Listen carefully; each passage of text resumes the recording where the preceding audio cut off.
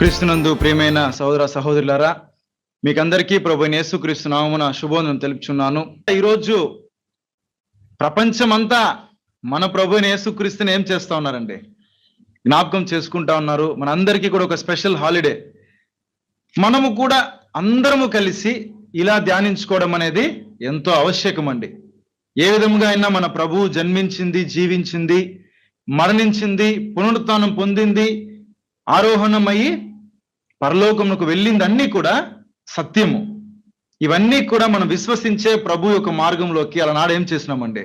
అడుగు పెట్టినాం. కనుక ఈరోజు యేసుక్రీస్తు యొక్క పుట్టుకను జ్ఞాపకం చేసుకునే దాంతో పాటు ఏం అర్థమవుతుందంటే, మనము ప్రభువును నమ్మి వచ్చుంటాం చూడండి ఒక రోజు, అది కూడా ఈరోజు మన జ్ఞాపకంలోకి రావాలి ప్రియులరా. కరెక్టే కదా? ఈ వార్త నమ్మకపోయిండుంటే మనం ఏం చేస్తుంటామండి ఆ రోజు? యేసుక్రీస్తునందు విశ్వాసం కలిగి ముందుకు సాగి ఉండము. ఓకే ప్రియులరా, ఈరోజు ఒక ఇంపార్టెంట్ 2 విషయాల్లో మనం ముందుకు సాగుదాం. అందులో అనేకమైన సంగతులను ఆ ఒక కాంటెక్స్ట్ లో మనము లెసన్ గా తీసుకుందాం. ప్రియులరా, మనకు అందరికీ తెలుసు, నజరేతు, గలిలయలోని నజరేతు గ్రామంలో కన్యకయగు మరియను దేవుడు ఎన్నుకున్నాడు. ఎన్నుకొని ఆమె ద్వారా, ముఖ్యంగా పరిశుద్ధాత్మ ద్వారా మరియ గర్భములో యేసుక్రీస్తుని దేవుడు పుట్టించడం జరిగింది. ఆ తర్వాత వాళ్ళు జనాభా సంఖ్య జరుగుతుందా, దానికోసమై ఆ కైజరు కాలములో గవర్నర్ ఉన్నప్పుడు, ఆ యొక్క సిరియా గవర్నర్, ఓకేనా, సిరియాలో ఉన్నటువంటి గవర్నర్ క్విరేనియస్, ఆయన చెప్పిన ఆజ్ఞ మేరకు ఏం జరుగుతుందండి? సెన్సస్ తీయడం జరుగుతుంది. అప్పుడు వాళ్ళందరూ, మీరు ఇరువురు వైపులు తీసుకున్న యోసేపు గాని మరియ గాని ఎవరి సంతానం అండి? దావీదు సంతానము, ఓకేనా. అందుచేత యోసేపు ఏం చేస్తాడు?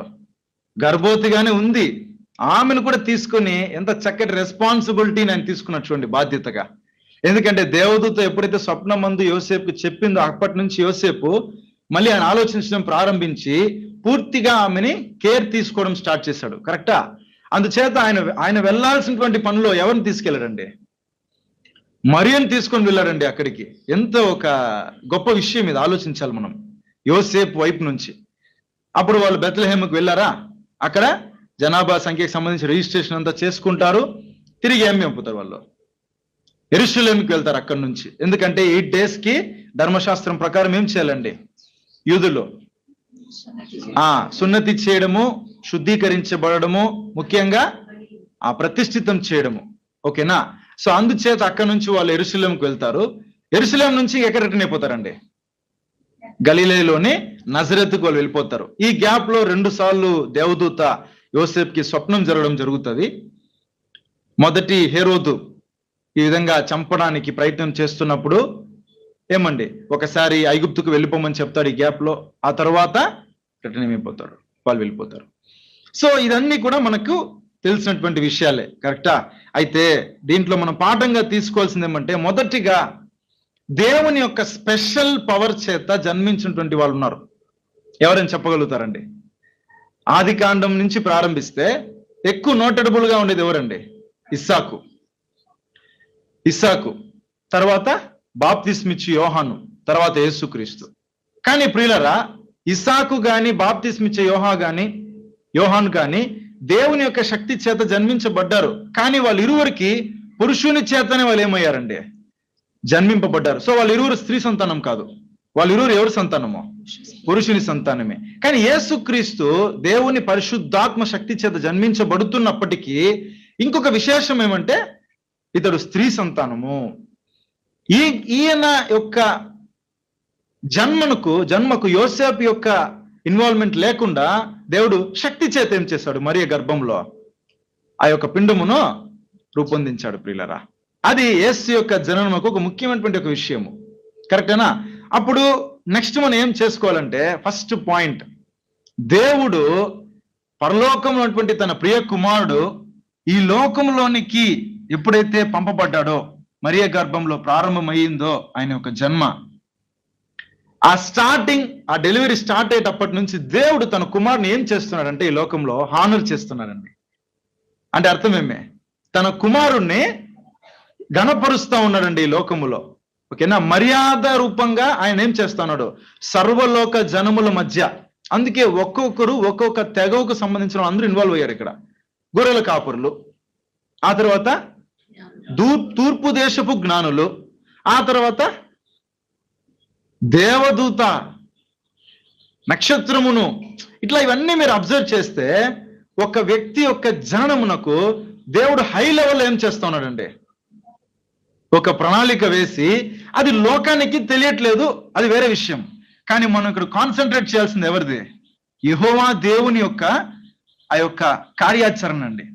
ఆయన ఏం చేస్తా ఉన్నాడు, తన యొక్క కుమారుడిని ఈ లోకములో, ఇప్పుడు యేసుక్రీస్తుకి ఏమీ తెలియదు, ఆయన చిన్న శిశువు, కానీ తండ్రి ఏం చేస్తున్నాడు, కుమారుని గురించినటువంటి అక్కర ఆయన గణపరుస్తా ఉన్నాడు. ప్రియులరా, ఇప్పుడు యూజువల్ గా జరగచ్చు కదా, స్పెషల్ గా చేస్తా ఉన్నాడు. చూడండి, తూర్పు దేశంలో నుంచి జ్ఞానులు రావడము, మళ్ళీ గొర్రెలకు అంత ఇన్ఫర్మేషన్ వాళ్ళు తెలుసుకున్నారా, దేవుడు ఇస్తే తెలుసుకున్నారా? దేవుడు ఇస్తేనే వాళ్ళు తెలుసుకున్నారండి. అంటే అర్థమేమి, హీఈస్ హానరింగ్ హిస్ సన్. అతడు తన కుమారుని ఏం చేస్తా ఉన్నాడు, ఘనపరుస్తా ఉన్నాడు. ఇది వరకు ఆదామును సృష్టించినప్పటికంటే ఎక్కువగా యేసు క్రీస్తును దేవుడు సృష్టించేటప్పుడు ఆయన సంతోషాన్ని వెళ్ళవిరుస్తున్నాడండి. ఎందుకంటే మొదటి ఆదాముని కూడా దేవుడు సంతోషంతోనే సృష్టించాడు, కానీ ఆదాం ఏం మిగిల్చాడు, శాపమును, పాపమును, మరణాన్ని పెట్టి దేవునికి దుఃఖాన్ని మిగిల్చాడు. కానీ ఈసారి రెండవ ఆదాముగా నేను పుట్టింపబోయి నా బిడ్డ చేత నేనేం పొందుకోబోతున్నాను, మహిమను, సంతోషాన్ని. అందుకే బాప్తిసం తీసుకునేటప్పుడు కూడా దేవుడే ఏం స్వరం వచ్చిందండి, ఈయన నా ప్రియ కుమారుడు, ఈయన యందు నేను ఆనందించుచున్నాను. దేవుడు ఆనందముతో ఉన్నాడండి ఈ యొక్క సన్నివేశంలో. ప్రియులరా, ఎంత ఒక సంతోషమైన విషయం కదా. At the same time next ముఖ్యమైన ఒక వ్యక్తి ఇప్పుడు చాలా సర్ప్రైజ్ గా ఉందండి ధ్యానించేటప్పుడు. సుమేయోను ఒక వ్యక్తి ఉన్నాడా, అతడు చనిపోయే లోపల ఖచ్చితముగా అతడు ఏం చేయాలి, క్రీస్తుని చూసిన తర్వాతే అతను చచ్చిపోతాడు అన్నట్లుగా దేవుడు అతన్ని ప్రణాళిక పెట్టాడండి. ఒకసారి చదువుదామా, లూకాసు వార్త 2వ అధ్యాయము 22 నుంచి చూడండి. ఎందుకంటే ఆయన ఉన్నది ఎక్కడ, యెరూషలేము దగ్గర ఉంటాడు, దేవాలయం దగ్గర. మొదటిది సుమేయోను, నెక్స్ట్ లేడీ ప్రాఫెట్ అన్న. ఈ రెండు మనకు తెలుసు, ఒకసారి చూసుకొని వెళ్దాం ఫాస్ట్ గా. 22 నుంచి చదవండి. మోషే ధర్మశాస్త్రము చొప్పున వారు తమ్మును శుద్ధి చేసుకున్న దినములు గడిచినప్పుడు ప్రతి తొలిచూలు మగపిల్ల ప్రభువుకు ప్రతిష్టము చేయబడవలెను అని ప్రభు ధర్మశాస్త్రమందు వ్రాయబడినట్టు ఆయనను ప్రభువుకు ప్రతిష్ఠించుటకును ప్రభు ధర్మశాస్త్రమందు చెప్పబడినట్టు గువ్వల జతనైనను 2 పావురపు పిల్లలనైనను బలిగా అర్పించుటకును వారు ఆయనను యెరూషలేమునకు తీసుకొని పోయిరి. యెరూషలేమునందు సుమయోనను ఒక మనుషుడుండెను. అతడు నీతిమంతుడును భక్తిపరుడునై ఉండి ఇజ్రాయేలు యొక్క ఆదరణ కొరకు కనిపెట్టువాడు. పరిశుద్ధాత్మ అతని మీద ఉండెను. అతడు ప్రభు యొక్క క్రీస్తును చూడక మునుపు మరణము పొందడని అతనికి పరిశుద్ధాత్మ చేత బయలుపరచబడి ఉండెను. చాలండి, ఏమనుంది, పరిశుద్ధాత్మ చేత బయలుపరచబడి ఉండెను. ఇప్పుడు అర్థమైందా ప్రియులారా మీకు? ఇది ఎంత ఒక స్పెషల్ గా ఉంది కదా ఈ విషయం అండి. ఎన్నో వచనంలో ఉంది అది? 26. అతడు ప్రభు యొక్క క్రీస్తును చూడక మునుపు మరణం పొందడని అతనికి పరిశుద్ధాత్మ చేత బయలుపరచబడి ఉండెను. ఎంత ఒక యూనిక్ విషయం కదా. ఆ తర్వాత అదేలాగానే వాళ్ళందరూ యెరూషలేముకి యేసుక్రీస్తుని తీసుకొచ్చిన తర్వాత ఏం జరుగుతుంది? 27 నుంచి కంటిన్యూ చేయండి. అంతటా ధర్మశాస్త్ర పద్ధతి చొప్పున ఆయన విషయమై జరిగించుటకు తల్లిదండ్రులు శిశువైన యేసును దేవాలయములోనికి తీసుకొని వచ్చినప్పుడు అతడు తన చేతులలో ఆయనను ఎత్తుకొని దేవుని స్తుతించుచు ఇట్లనెను, ఏమన్నాడు? నాదా, ఇప్పుడు నీ మాట చొప్పున సమాధానముతో నీ దాసుని పోనిచ్చుచున్నావు. అన్య జనులకు నిన్ను బయలుపరచుటకు వెలుగుగాను నీ ప్రజలైన ఇజ్రాయేలుకు మహిమగాను నీవు సకల ప్రజల ఎదుట సిద్ధపరిచిన నీ రక్షణ నేను కన్నులారా చూచితిని. ఎంత ఒక గొప్ప విషయం కదండి. ఈ విధంగా సాంగ్స్ ఎంతమంది పాడారండి? యేసు క్రీస్తు పుట్టిన తర్వాత అయితే సుమయోను పాడాడు. పుట్టక ముందు ఎంతమంది? 3. 1వ అధ్యాయంలో కంటిన్యూగా ఉంది. మొదట ఎవరండి? ఎలిజబెత్, తర్వాత మరియా, తర్వాత ఈరోజు బైబిల్ రీడింగ్ చేస్తాం ఎవరైనా జకరియా, బాప్తిస్మిచ్చి యోహాన్ యొక్క తండ్రి. వీళ్ళందరూ ఈ నలుగురు కూడా ఇచ్చేటువంటి ఆ యొక్క స్తుతిలో ఏమి బయలుపడుతోందంటే, కరెక్ట్ గా అందరూ ఏం చేస్తున్నారు అక్కడ? స్తుతించెను, బిగ్గరగా మాట్లాడెను అనేటప్పుడు వాళ్ళు ఏం వ్యక్తం చేస్తున్నారండి? ఇతడు ఈ నీ ప్రజలైన ఇజ్రాయేలుకు మహిమగాను, నంబర్ 1. రెండోది, అన్యజనులకు నిన్ను బయలుపరచుటకు వెలుగుగాను. 2 కాన్సెప్ట్ ఉంది ఇప్పుడు యేసుక్రీస్తు లోకమునకు వచ్చుటలో. ఒకటి ఇజ్రాయేల్ కొరకు, అలాగే యూనివర్సల్ గ్లోబల్ లెవెల్లో తీసుకుంటే ఎవరికండి? అన్యజనులందరికీ. కానీ ప్రియులరా, ఇజ్రాయేలీలు అంటే యూదులు వాళ్ళ యొక్క ఫోకస్ అంతా ఎలా ఉండిందంటే, బైబిలికల్ గా మనం తీసుకుంటే వాళ్ళు ఒక రాజు అంటే తమల్ని భూ సంబంధమైనటువంటి ఒక రాజుగా దేవుడు వారి కొరకు మెస్సయాను పంపించబోతున్నట్లుగా వాళ్ళు ఏం చేశారు? ఎదురు చూశారు. అంటే వీళ్ళు మెస్సయ్య పట్ల దేవుడు కలిగి ఉన్న ప్రణాళికని ఎంతలో మాత్రం చూశారంటే ఒక నేరోగా చూశారు, చిన్నగా వారు దాన్ని ఎదురు చూశారు. బట్ యాక్చువల్ గా దేవుడు యేసుక్రీస్తుని లోకంలో పంపించుట్లో ఉన్న ప్రణాళిక వేరు. అదే ఇక్కడ సుమయోన్ ఏం చేశారండి? చెప్పాడు ప్రియులారా. కరెక్ట్. ఈవెన్ జకరియా కూడా కరెక్ట్ గా చెప్తాడు. మరియ దాన్ని కరెక్ట్ గా ఆమె తీసుకొని వస్తుంది, ఎలిజబెత్ ఆమె ప్రేస్ చేస్తుంది అన్నప్పుడు ఇది ఎంత ఇంపార్టెంట్ విషయం కదా. తర్వాత మీరు నోట్ చేసుకోవచ్చు, అదే వచనంలో 36లో కూడా ఉంది అన్నా గురించి. ఆమె ఒక ప్రవక్తిగా ఉన్నింది, ఆమె కూడా ఏం చేసిందండి? 36 నుంచి చదవండి. మరియు ఆషేరు గోత్రికురాలును పనూయేలు కుమార్తెయునైన అన్నా అను ఒక ప్రవక్తి ఉండెను. ఆమె కన్యత్వము మొదలు 7 ఏండ్లు పెనిమిటితో సంసారం చేసి బహుకాలము గడిచినదై 84 సంవత్సరములు విధవరాలై ఉండి దేవాలయము విడువక ఉపవాస ప్రార్థనలతో రేయింబగళ్ళు సేవ చేయుచుండెను. ఆమె కూడా ఆ గడియలోనే లోపలికి వచ్చి దేవుని కొనియాడి యెరూషలేములో విమోచన కొరకు కనిపెట్టుచున్న వారందరితో ఆయనను గూర్చి మాట్లాడుచుండెను. చాలండి. ఎంతో ఒక గొప్ప గొప్ప సంగతులంతా జరుగుతూ ఉందండి ఇక్కడ. ఎవరిని? తండ్రిని యెహోవా దేవుని మహింపరుస్తా ఉంది. దేనికి? దేవుడు తన కుమారుని పట్ల యెరూషలేం యొక్క విమోచన కొరకు కనిపెట్టుచున్న వారందరితో ఆయనను గురించి మాట్లాడుచుండే. ఇప్పుడు ఈమె యొక్క ఫోకస్ దేని మీద ఉంది? ఒక పట్టణం అంటే యెరూషలేం. యెరూషలేంలో ఎవరున్నారు? యూదులు. సో కొందరి ఫోకస్ ప్రభు పైన ఉంది, కొందరి ఫోకస్ ప్రభు పైనే ఉంది. సో ఒక యాంగిల్లో చూస్తే యెరూషలేం వర్గస్తులు యూదులందరూ కూడా మెస్సైని ఎదురు చూస్తా ఉన్నారు. అంగీకరించిన తర్వాత వాళ్ళు ఎదురు చూపు దేంట్లోనింది? తమకు ఒక కింగ్ గా, లిటరల్ గా, ఫిజికల్ గా ఒక కింగ్. ఎందుకంటే అప్పుడు ఏలుతున్నటువంటి హెరోదు రాజు వారికి నచ్చలేదు. మమ్మల్ని ఏలవలసినటువంటి వాడు ఇతడు కాదు, మమ్మల్ని ఏలవలసింది ఎవరు? దావీదు సంతానంలో నుంచి మాకు రాజు కావాలి, ఇతరు మాకు అవసరం లేదు అని వాళ్ళు ఎక్స్పెక్టింగ్ గా ఉన్నారండి, చాలా వెయిటింగ్ లో ఉన్నారు. ఓకేనా? అదే అండి. సరే, సో దేవుడు తన కుమారుణ్ణి ఇన్ని రకాలుగా ఏం చేశారండి? ఘనపరిచాడు. రెండో విషయం చూస్తే ఎంత ఇంపార్టెంట్ మ్యాటర్ అంటే యేసుక్రీస్తు యొక్క పుట్టుక. అఫ్ కోర్స్ యోసేపు మరియా ఆ జర్నీ అంతా తీసుకుంటే మనకేం పాఠం ఉండొచ్చు చెప్పండి ప్రియులారా? మనం ఎన్నో ఏండ్లుగా దీన్ని చదువుతా ఉన్నాం, చాలా సంవత్సరాలు చదువుతా ఉన్నామండి.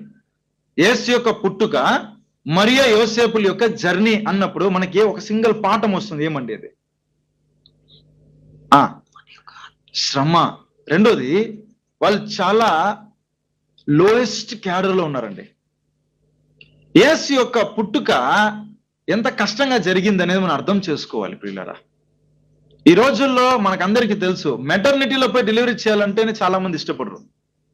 ఏమని? అక్కడ వాళ్ళు ఎలా ట్రీట్ చేస్తారో, రూడ్ గా ట్రీట్ చేస్తారు, కఠినంగా ఉంటారు అనేసి. అసలు మరియకి ఎవరే లేదు, ఒక స్త్రీ ఎవరైనా కూడా వెళ్ళినట్టు బైబిల్లో ఉందా? అంతమందిని యోసేపు తీసుకొని పోతాడా? సో ఆ టైంలో ఏమైంది? ఒక లేడీ సపోర్ట్ కావాలి. ఎలా ఉంటుంది సిచ్యువేషన్? అప్పుడు మరియ ఏమైందండి ఆ సమయంలో? ఎంత సఫర్ అయి ఉంటుంది, ఎంత సఫర్ అయి ఉంటుంది. ఎక్కడి నుంచి వచ్చారు వాళ్ళు? నజరేత్ ఎక్కడ, బెత్లెహేం ఎక్కడ, తర్వాత అక్కడి నుంచి మళ్ళీ యెరూషలేం. బెత్లెహేంలో జన్మించేశాడు, ఓకే. అక్కడి నుంచి ఎక్కడికి వెళ్ళారు? యెరూషలేం. ఓవరాల్ గా ఈ జర్నీలో ఎంత కష్టములో ఈ యొక్క ప్రసవం జరిగింది తెలుసా ప్రియులారా? అట్ ద సేమ్ టైం వాళ్ళకి సత్రంలో ఏం లేదు, అక్కడ స్థలం లేక జన్మించేశాడు. అందరూ అనుకున్నట్టు పశువుల పాకులు యేసుక్రీస్తు జన్మించలేదు. పశువుల పాకులు వెళ్ళి ఏం చేశారు? అక్కడ సత్రంలో స్థలం లేక పోయి అక్కడ ఉంచుకున్నారు బిడ్డని. అప్పుడు ఆలోచిద్దాం, ఎంత ఒక ఇంపార్టెంట్ విషయం అండి ఇది. ఈరోజు దేవుడు ఇది ఎందుకు ఇలా సిచ్యువేషన్ ని అనుమతించాడంటే మనందరికీ కూడా ఒక పాఠం అండి. అఫ్ కోర్స్ ఈరోజు క్రిస్మస్ అనేటప్పుడు చాలా ఏం చేస్తారు? డబ్బుని వ్యయం చేస్తారు, చాలా గ్రాండ్ గా చేయాలని ఎదురు చూస్తూ ఉంటారు. కరెక్టా? యేసు యొక్క జన్మదినాన్ని అని. కానీ లిటరల్ గా యేసు జన్మించినప్పుడు సందర్భం మనం తీసుకుంటే కనుక చాలా గ్రాండ్ గా ఉండిందా? వాళ్ళు చాలా డబ్బున్న వాళ్ళుగా అగుపడ్డారా? కొన్ని అన్ని ఫెసిలిటీస్ వాళ్ళకి అనుకూలంగా ఉన్నప్పుడు ప్రభు జన్మించాడా? అంటే యేసు యొక్క పుట్టుకని ఇలా సిద్ధం చేసిందే ఎవరు? దేవుడే. ఏం దేవుడు అనుకోంటే జనాభా లెక్కలై తిరిగి వచ్చిన తర్వాత యేసుక్రీస్తు కనంటే బాగుండేది కదా. నజరేత్కి వెళ్ళిపోయి ఉంటారు హ్యాపీగా, ఇంట్లో ఏదో ఒక సపోర్ట్ ఉంటది బాగా. ఏం పాఠం మనకంటే మనందరం కూడా మనలను మనం ఏ స్థితిలోకి మనల్ని ఉంచుకుంటే మనం దేవుని చిత్తాన్ని నెరవేర్చగలుగుతాం అనేది అర్థం చేసుకోవాలి. చాలా వరకు ఈ భూ సంబంధమైన లైఫ్ లో మనం ఏం చేయొచ్చు? మెట్టు మెట్టు పైకి వెళ్ళాలని అనుకుని ఆలోచిస్తూ ఉంటామండి. కరెక్టేనా? కానీ బైబిల్ ఏం చెప్పింది? మీరు అన్న వస్త్రములతో తృప్తి పొంది ఉందుడి, అంతే. అది కూడా దానికి మించి ఉన్న అక్కర్లు ఉన్నా కూడా అది మనకంటే ముందు ఎవరు ఎరిగి ఉన్నారు? తండ్రికి తెలియదు. అప్పుడు అవి మనకి ఇచ్చేస్తారు. అన్నప్పుడు యేసు ఎట్లయితే తన స్టార్టింగ్ నుంచి ఎండింగ్ వరకు జీవించాడనేది దేవుడు ఏం చేశాడు? ఇక్కడ ప్రారంభించాడు అనేది మనకు ఒక లెసన్ ప్రియులరా. ఓకేనా? ఈ జర్నీ మొత్తం మనం అదే అర్థం చేసుకోవాలి. అప్పుడు అంతా అయిపోయిందండి. యాక్చువల్ గా మీరు చూస్తే సుమేయోనుకు రాక ముందు నెక్స్ట్ దూతలు చెప్పడము ఇవన్నీ జరిగేటప్పటి నుంచి ఏమైపోయింది? వీళ్ళకి టెన్షన్ స్టార్ట్ అయిపోయిందండి. ఈ తర్వాత ఇంకొక స్వప్నంలో ఏమవుతా ఉంది? హేరోదు రాజు మిమ్మల్ని ఏం చేసిపోతున్నాడు? యేసుక్రీస్తుని చంపబోతున్నాడు. ఇప్పుడు మళ్ళీ ఎక్కడికి వెళ్ళిపోవాలా? ఎంత టఫెస్ట్ ఒక జర్నీ అండి ఇది. సో దీంట్లో మనం ఏం లెసన్ తీసుకోవాలంటే ఒక లోయెస్ట్ లివింగ్ లైఫ్ ని మనం ఎప్పుడు ఏం చేయాలండి? మనల్ని మనము తగ్గించుకునేటువంటి యొక్క తాహతుకు మనము వెళ్ళిపోవాలి. మనం అది పాఠముగా తీసుకోవడానికే ఈ రోజు మనం ఏం చేయాలి? ఈ యొక్క ధ్యానంలో ముందుకు సాగాలి పిల్లరా. నెక్స్ట్ ఇంపార్టెంట్ విషయం, ఇది చాలా నోటీస్ చేయాలి మనము. ఎంతో మంది ఒక హిస్టరీని కలెక్ట్ చేసేటప్పుడు యేసుక్రీస్తు పుట్టేటప్పుడు ఎవరు కైజర్గా ఉన్నారు, యేసుక్రీస్తు చనిపోయే కాలంలో ఎవరు కైజర్గా ఉన్నారు, ఆ టైంలో హేరోజు ఆ టైంలో యూదయ రాజు ఎవరు, చనిపోయేటప్పుడు యూదయ రాజు ఎవరు, అంతేనా? కానీ యాక్చువల్గా ఇక్కడ ఒక పెద్ద విషయం జరిగిందండి ప్రియులరా. యేసుక్రీస్తును ఒకవేళ బెత్లెహేముకు దేవుని చేత ప్రేరేపించబడి ఐగుప్తుకు వెళ్ళకపోయినుంటే హేరోదు రాజు ఏం చేస్తుంటాడు? చంపేస్తుంటాడు. అట్ ద సేమ్ టైం జ్ఞానులకు మరలా గనుక స్వప్నం రాకుండా వాళ్ళు అక్కడికే వెళ్ళుంటే తెలిసిపోయి ఏం చేస్తుంటాడు? హేరోదు రాజు తనకున్న పవర్ ని యూజ్ చేసి చంపేస్తుంటాడా? అప్పుడు ఇక్కడ దేవుడు ఒక గొప్ప కార్యం చేస్తున్నాడని మనం అర్థం చేసుకో. దయచేసి గమనించండి, ఎంత గొప్ప కార్యం చేశాడండి దేవుడు.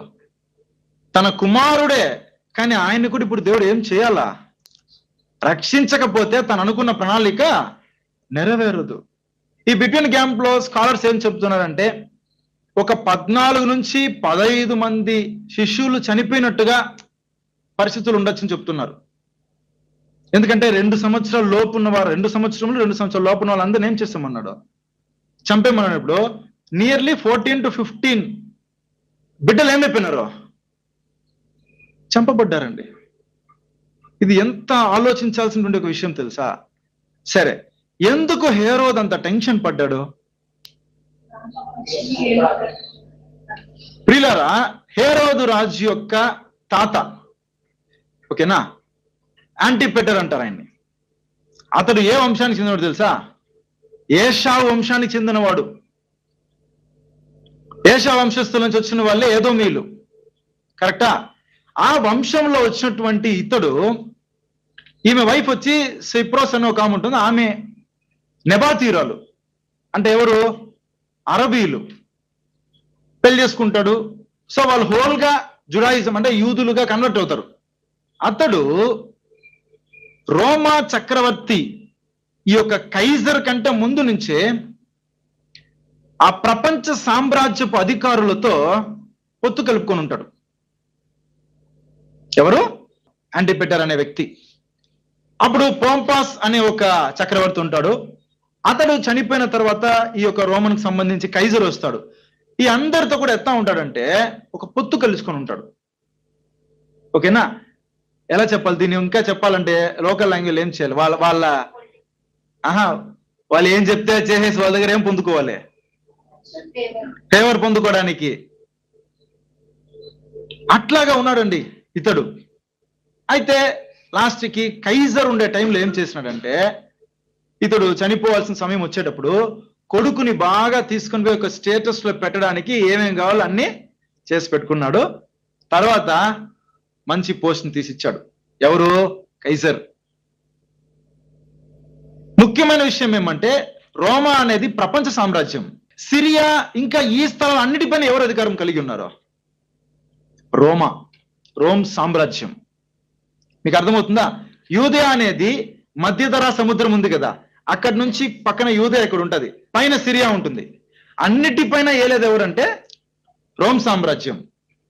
అందులో ఈ యొక్క యాంటిపెటర్ అనేటువంటి ఆయన కూడా ఒక మంచి పోస్ట్ ఇస్తారు. ఇప్పుడు అప్పుడే చనిపోయే టైం లోపల కొడుకుని ఏమి చేయాలనుకునేసి ప్లాన్ చేసి చేసుకున్నాడు. ఆల్రెడీ కింగ్ అయిపోయాడు యూదయాకి.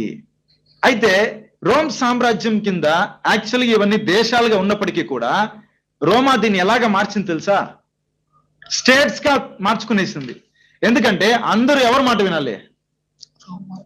నా ఒక్క మాటనే మీరు అందరూ వినాలనే దానికోసము ఇవన్నీ ఒక సిరియా ఇవన్నీ కూడా ఏమిగా అయిపోయినాయండి, ఒక స్టేట్స్ లాగా అయిపోయింది. అయితేనో ఇతనికి ఏం బిరుదు ఇవ్వబడిందంటే యోధయ రాజు అనేటువంటి ఒక బిరుదుని కైజర్ ఇచ్చేశాడు. ఎవరికి? హేరోదుకి. మధ్యలో ఇంకా ఉన్నాడు ఆయన యాంటిపెటర్ 2. యాంటిపెటర్ 1 అంటే హేరోదు వాళ్ళ తాత. యాంటిపెటర్ 2 అంటే ఆయన యాంటిపాస్ అని కూడా అంటారు. మూడోది ఎవరు ఇప్పుడు? హేరోద్. ఇప్పుడు వీళ్ళు ఎటువంటి కన్వర్టెడ్ జుడాయిజం పీపుల్ అంటే వీళ్ళు కన్వర్ట్ అయిన వాళ్ళే, కానీ అది ఎట్లాంటి కన్వర్షన్? అది ఊరికే ఆ యొక్క పేరుకి తండ్రి ఎక్కడి నుంచి వచ్చాడో ఏదోమీ నుంచి వచ్చాడు. సో ఆ తర్వాత వాళ్ళు అక్కడ నివాసం చేస్తున్న దాన్ని బట్టి వాళ్ళు ఏం చేసినారు? అక్కడ జస్ట్ కన్వర్ట్ అయ్యారు, ఏమీ తెలియదు.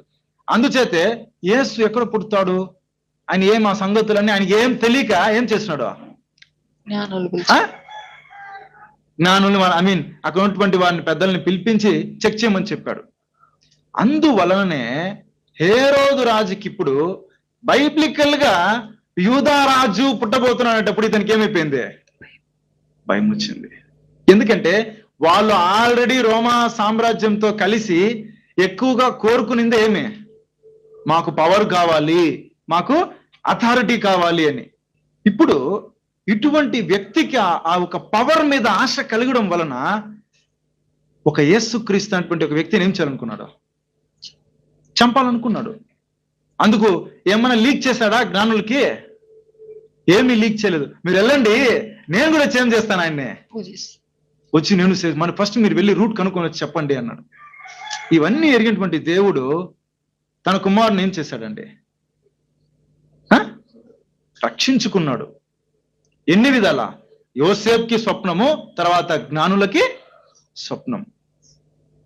ఈ వ్యక్తి మన ప్రభు అయిన యేసుక్రీస్తు ఒక మూలముగా దేవుని యొక్క ప్రణాళిక నెరవేరుటకు ముందు జరిగినటువంటి ముఖ్యమైన విషయములు ఇవన్నీ మనం ఆలోచించాలి. ఈ రోజుల్లో పరిస్థితి ఎలా ఉంది మనకి? ఇదే నా పరిస్థితి మంది, సేమ్ అప్పట్లో ఉండే పరిస్థితే, ఇప్పటికంటే అది ఎక్కువ. కరెక్టా? కానీ దేవుడు యేసుక్రీస్తుని రక్షించుకుంటూ పోతున్నాడే కానీ ఎక్కడ కూడా యేసుక్రీస్తుని తీసుకొని పోయి ఏం చేయలేదు దేవుడు. ఒక హై ప్లేస్ లో అప్పుడే రివీల్ చేయలేదు. కారణం ఏం ప్రణాళిక ఉందండి? తాను ఈ భూలోకంలో మరణించాలంటే ఖచ్చితంగా ఈయన ఏమే కలిగి ఉండాలి? అందరి చేత శ్రమ, ప్రెషర్, ప్రాణ భయము, వీటి మధ్యలోనే ఏమవ్వాలి? యేసుక్రీస్తు తాను అనుకున్న విషయాన్ని నెరవేర్చాలి ప్రియులారా. సో అది ఇంపార్టెంట్ విషయము. ఇక ముఖ్యముగా మనం ఆలోచించాల్సింది ఏమంటే, ఇప్పుడు యేసుక్రీస్తు జన్మించేశాడు, 12 సంవత్సరాలు అయిపోయింది.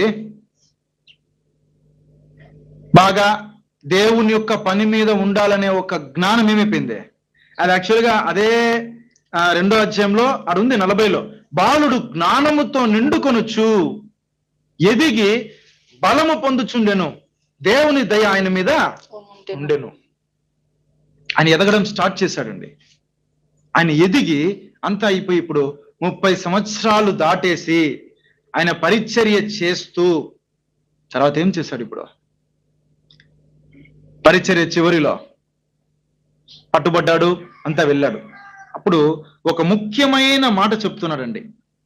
ఇప్పుడు యేసుక్రీస్తు చెప్పాలి కదా తానెందుకు జన్మించాడనేసి. చాలా మంది చెప్పారు, మనం చూసుకున్నాం.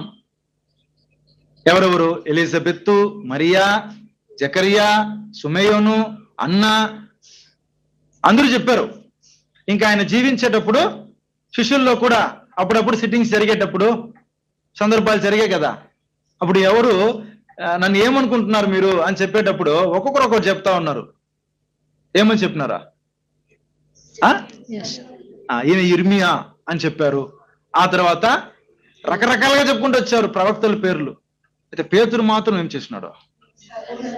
సర్వోన్నతుని దేవుని కుమారుడు అంతే. అందులో యేసుక్రీస్తు ఏం ఎక్స్పెక్ట్ చేస్తున్నాడు శిష్యుల దగ్గర? తాను ఎందు నిమిత్తం దేవుని చేత పంపబడ్డాడనే విషయము ఎంత మట్టుకు మనతో ఉన్నటువంటి వారు క్లారిటీలో ఉన్నారు అనేది ఎక్స్పెక్ట్ చేసి ఒక టెస్ట్ పెట్టాడు. సరే, ముఖ్యంగా అందరూ యేసు జన్మం గురించి చెప్పేది ఓకే. యేసు తన జన్మం గురించి చెప్పిన వాక్యం మనకు చాలా ఇంపార్టెంట్. చదువుదాం చూడండి. యోహాను సువార్త 18వ అధ్యాయము 37.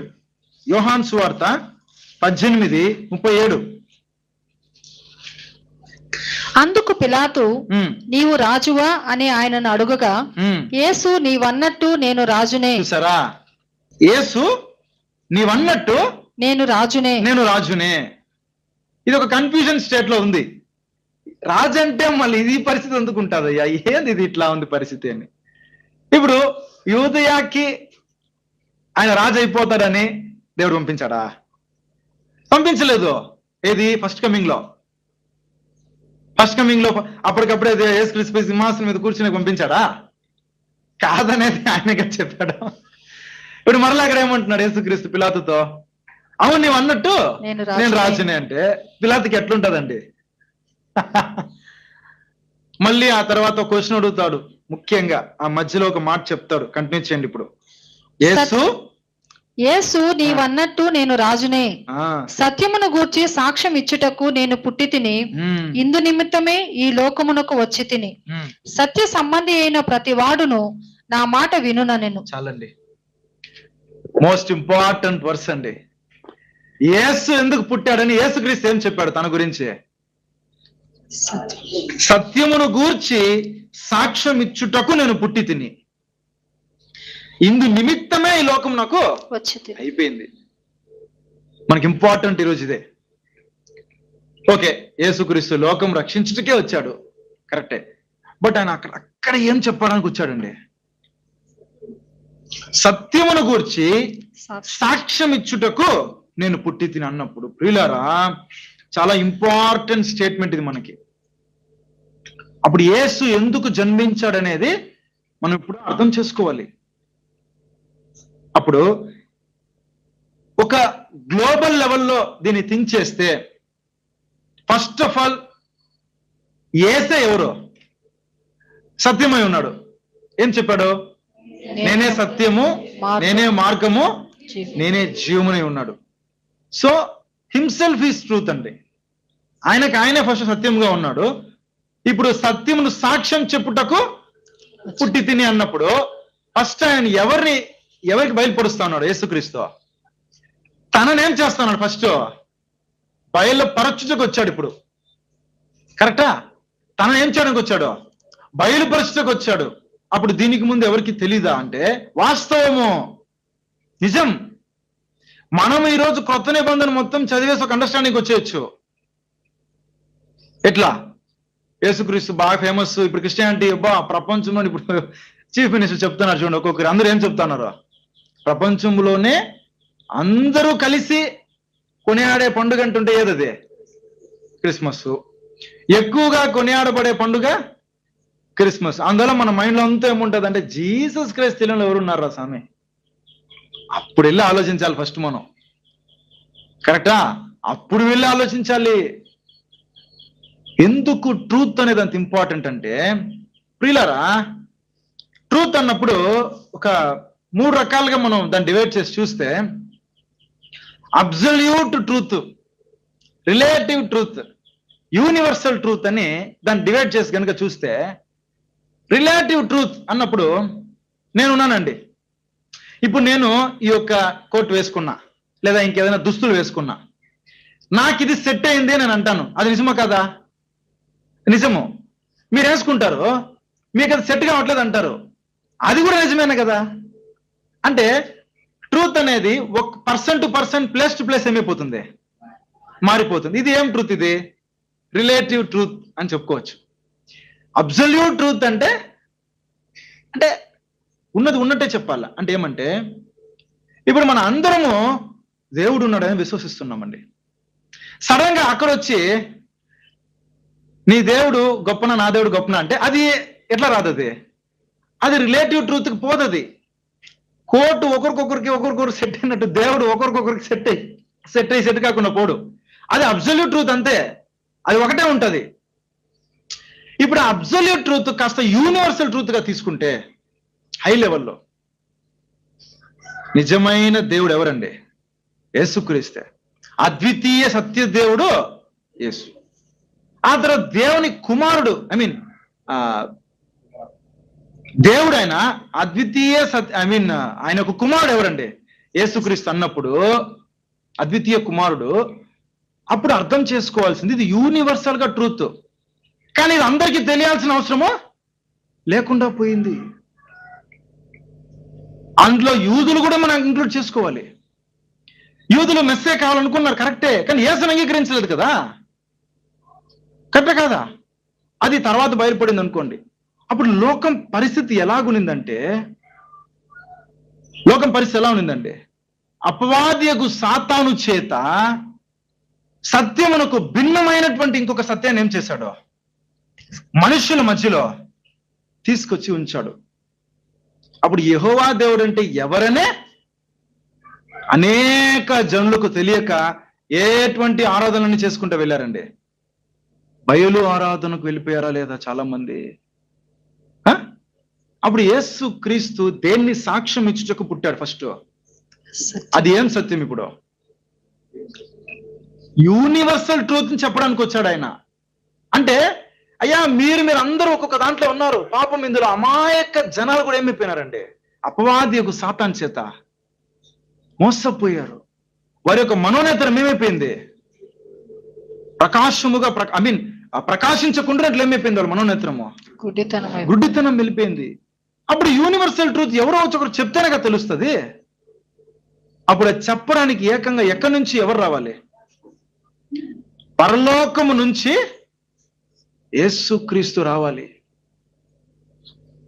దానికి ముందు వరకు కొన్ని ప్రవచనాలు వదిలినాడు దేవుడు ప్రవక్తల మూలముగా.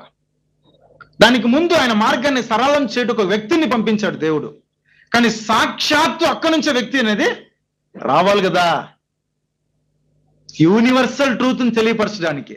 ఎందుకంటే భూలోకంలో ఉన్నవైతే చెప్పబడచ్చు, కానీ పరలోకంలో ఉన్న వాటిని కింద ఉన్న వాళ్ళు ఏం చేయలేరు? చెప్పలేరు. కరెక్ట్ కదా? ముఖ్యంగా దేవుణ్ణి తీసుకొచ్చి ప్రతిబింబంగా ఆయన ప్రత్యక్షంగా ఆయన కనపరచాలంటే అక్కడి నుంచి ఒక వ్యక్తి వస్తేనే ఏమవుతుందండి?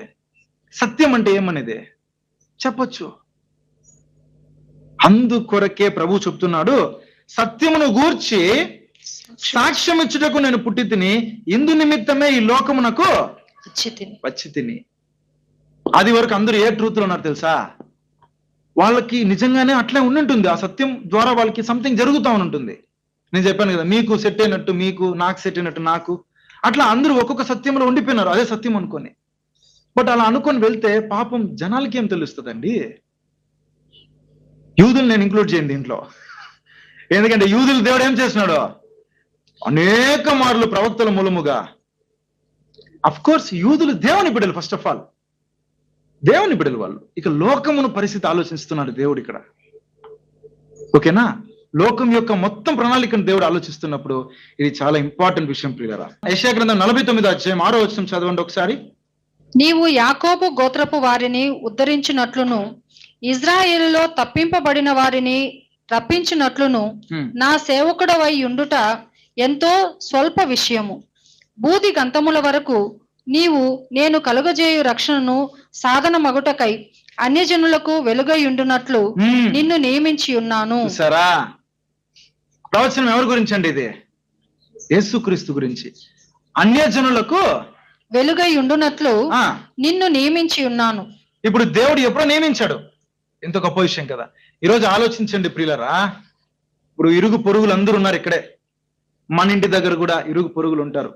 ఈ రోజుకి కూడా ఎవ్వరు కూడా ఈ యూనివర్సల్ ట్రూత్ ని తెలుసుకోనంతగా ఏమైపోయినారు అందరూ. అందరూ దేంట్లో ఉన్నారండి? ఒక భిన్నమైన మార్గంలో ఉన్నారు, ఒక భిన్నమైన సత్యంలో ఉన్నారు. ఆ సత్యం అనుకుని ఆలోచిస్తున్నామా మనము? యేసు ఎందుకు ఇంపార్టెంట్? ఆయన సాక్ష్యం చెప్తేనే అవుతుందండి. అలాగే నెక్స్ట్ యేసుక్రీస్తు ఒక ముఖ్యమైన విషయం ఏం చెప్పాడు తెలుసా? చాలా ఇంపార్టెంట్ సంగతి. యేసుక్రీస్తు పరలోకం నుంచి సత్యముగానే వచ్చి, దాని ఎంబాడిమెంట్ అంటారు, అంటే ఆయనే ఆ సత్యం అని చెప్పబడినటువంటి ఆయనే ఏమి చూపిస్తా ఉన్నాడంటే, పరలోకంలో ఉన్నటువంటి ఒక రియాలిటీ, అంటే పరసంబంధమైనటువంటి ఒక వాస్తవాన్ని ఏం చేస్తున్నాడండి మనకి చూపించి, ఇప్పుడు ఆ పరలోకానికి వెళ్ళేదానికి ఒక మార్గాన్ని కూడా ఎవరు తెరిచారు? ఇప్పుడు యేసుక్రీస్తు. అంతవరకు ఉన్నారు లోకంలో దేవునికి ఇష్టకరంగా జీవించే రాజులు ఉన్నారు, ప్రవక్తలు ఉన్నారు, న్యాయాధిపతులు ఉన్నారు, నాయకులు ఉన్నారు. కానీ పరలోకంలోకి మార్గం తెరవడానికి వాళ్ళందరూ ఏం కారు, సరిపోరు. అప్పుడు సత్యమును సాక్ష్యము ఇవ్వడం అంటే ఏంది? దాని కొరకు పుట్టడం అంటే ఏంటంటే డివైన్ రియాలిటీ, అంటే పరసంబంధమైన నిజాన్ని, ఆ యొక్క సత్యాన్ని తీసుకొని చెప్పుటకే యేసుక్రీస్తు లోకంకి వచ్చాడు. ఆ తర్వాత ఆ పరలోకమునికి వెళ్ళడానికి మార్గాన్ని చూపుటకే యేసుక్రీస్తు ఈ లోకమునకు వచ్చాడు. ఒక క్లారిటీ ఉండాలండి.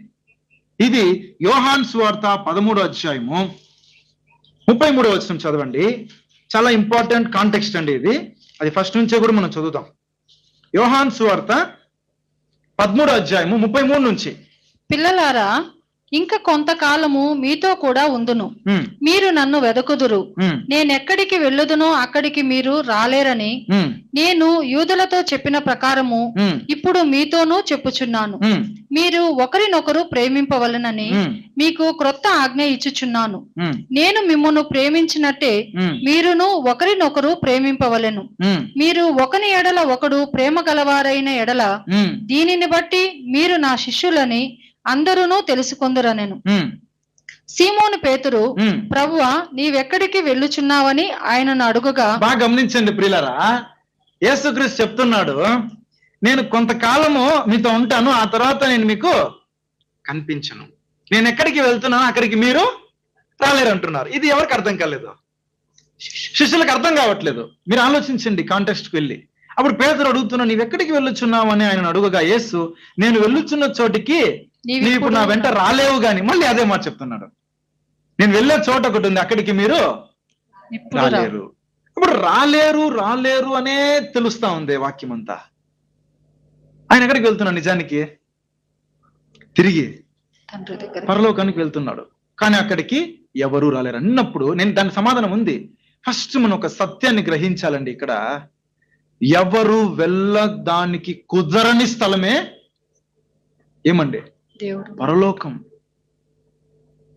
థింక్ చేస్తున్నాం ఎప్పుడైనా ఇది? మనము వచ్చేసిన సబ్జెక్ట్స్ అంతా సత్యం తెలుసుకునేసినాము, అక్కడ యేసుక్రీస్తు చెప్పినటువంటి ఆజ్ఞలు అన్ని తెలుసుకునేసినాం, అన్ని అయిపోయిందండి. సో ఆ పరలోకం అనేటువంటి ఒక ప్లేస్ అనేది వెళ్ళడానికి మనకందరికీ కుదరదు. యేసుక్రీస్తే దీనికి ఎవరు? మనకి ఒక నిచ్చెన వంటి వాడు, మార్గం వంటి వాడు. దానికి సమాధానం నెక్స్ట్ మళ్ళీ తోమ అడుగుతాడు నెక్స్ట్ చాప్టర్ లో, అప్పుడు సమాధానం చెప్తాడండి. సో అక్కడ పేతురుకు చెప్తాడు, నా వెంట రాలేవు గాని తరువాత వచ్చేదవని అతనితో చెప్పాను. అందుకు పేతురు, ప్రభువా నేనెందుకు ఇప్పుడు నీ వెంట రాలేను? నీ కొరకు నా ప్రాణం పెట్టుదని ఆయనతో చెప్పగా, ఇప్పుడే నేను ఎందుకంటే వాళ్ళకి అర్థం కావట్లే ఫస్ట్ ఆఫ్ ఆల్ మ్యాటర్ అండి. నేను ఇప్పుడే ఎందుకు నీతో పాటు రాలేదు? ఆయన ఏమో యెరూషలేము నుంచి పక్కన యూదేకు పోతున్నాడా? ఇప్పుడే నేను వెనకాల నేను వచ్చేస్తాను కదా, నువ్వు ఎక్కడికి పోతే నేను అక్కడికి వచ్చేస్తాను కదా అని. అంటే అర్థం ఏమంటే యాక్చువల్ గా ప్రభువుకి కొంచెం ఇరిటేషన్ కూడా వస్తుంది. యాక్చువల్ గా అప్పటికే అపోస్తులు ఎంత కాలంగా ప్రభుతో ఉన్నారండి. ఆయన అద్భుతాలు చేస్తున్నాడు, పరిసయ్యులు సద్దూకయ్యులు కౌంటర్ ఇచ్చేటప్పుడు సత్యమును అక్కడ కూడా ఏం చేస్తున్నాడు? ఆయన బోధిస్తా ఉన్నాడు. ఇవన్నీ చెప్పడం శిష్యులు ఏం అర్థం చేసుకోవాలి? ప్రభువుని కంప్లీట్ గా అండర్స్టాండ్ చేసుకోవాలి. కానీ అక్కడ వాళ్ళు ఏం ఒప్పుతున్నారండి?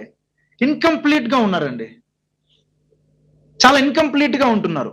ఎట్లాగా మనము సపోజ్ ఎవరైనా టీచర్ దగ్గర మనకు అర్థం కాని ఒక విషయం ఉంటే, ఒక్క డౌట్ చెప్పేయండి ఇంకేం అడగనంటాం. ఆ డౌట్ చెప్పేసిన తర్వాత ఇంకొక డౌట్ ఉంది అనేటప్పుడు వాళ్ళకి ఏమవుతుందండి? కొంచెం చిరాకు అవుతుందా లేదా? అటువంటి పరిస్థితి అవుతుంది. నెక్స్ట్ మళ్ళీ తోమ అడుగుతాడు అదే క్వశ్చన్. చూడండి, తోమ అండి. ఇప్పుడు చూడండి, నా 14వ అధ్యాయం మొదటి నుంచి చదవండి.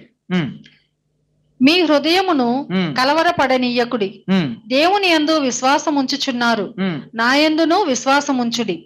నా తండ్రి ఇంట అనేక నివాసములు కలవు, లేని ఎడల మీతో చెప్పుదును. మీకు స్థలము సిద్ధపరచ వెళ్ళుచున్నాను.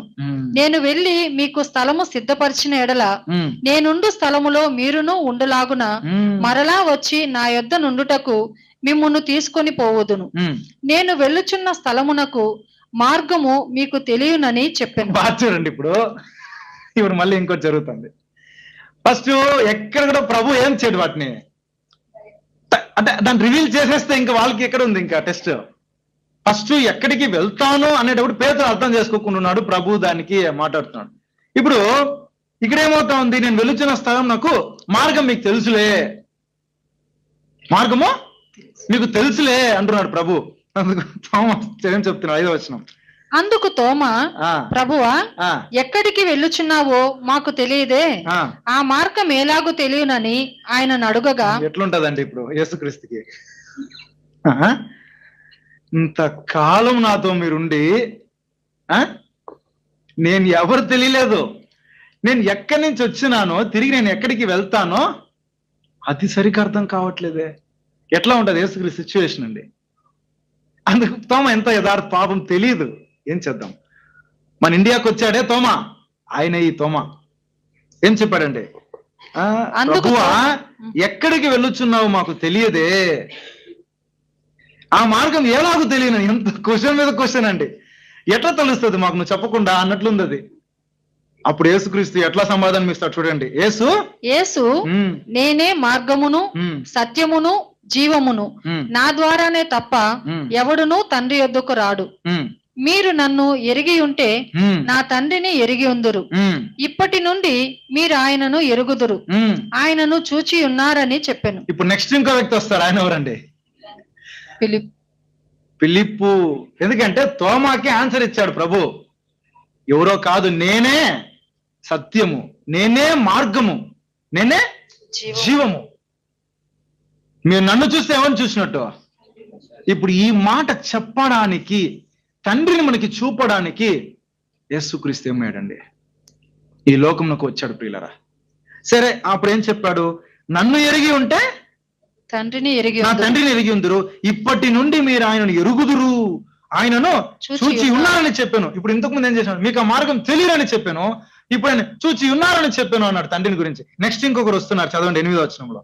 అప్పుడు ఫిలిప్పు, ప్రభువా తండ్రిని మాకు కనపరచుము, అయిందా? మాకంతే చాలునని మాకంతే చాలును.